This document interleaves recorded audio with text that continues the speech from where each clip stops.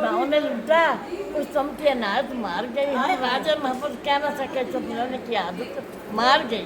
ओहो। आज के पिछड़े मिले कभी ख्वाबों में, जैसे सूखा पत्ता मिले वो किताबों में। हिना रंग देती है पिस जाने के बाद, इंसान को अकल आती है ठकने खाने के बाद। ओहो ओहो। हम वफा करते रहे, वो दफा करते रहे, लेकिन मुक्ता ने नरम से मुझे अंबर मारिया। हम वफादार थे इसलिए नजरों में गिर गए, उनको तलाश किसी बेवफा की थी। ओए होए होए होए होए होए होए होए होए।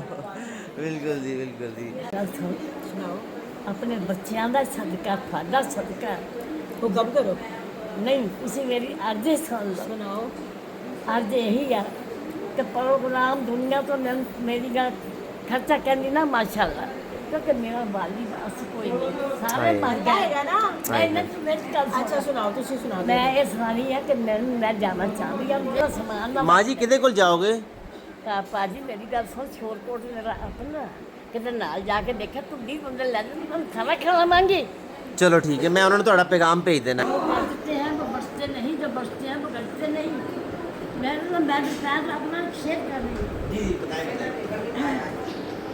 लकड़ी जल के ही बोला नहीं जाता, तू खुश रूह ऐसी खड़ी ना कोला रही होगा।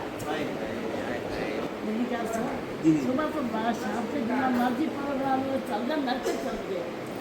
मेरी गल सुन, मैं इंशाल्लाह करना, मैं कहना, मैं थोड़ा पैगाम ना लोगों तक पहुंचावांगा, ठीक है। बिनते फातिमा ओल्ड होम लाहौर में बस इस वीडियो को ज़्यादा शेयर कीजिए और उम्रा माओ का साथ दीजिए, जो कि जनवरी 2026 में आस लगाए बैठी हैं कि वो अल्लाह के घर जाएंगी, रोज़ा रसूल देखेंगी। माओ की मदद कीजिए। जज़ाकल्लाह जज़ाकल्लाह खैर। लग गई हंसा अच्छा मेरी धी है।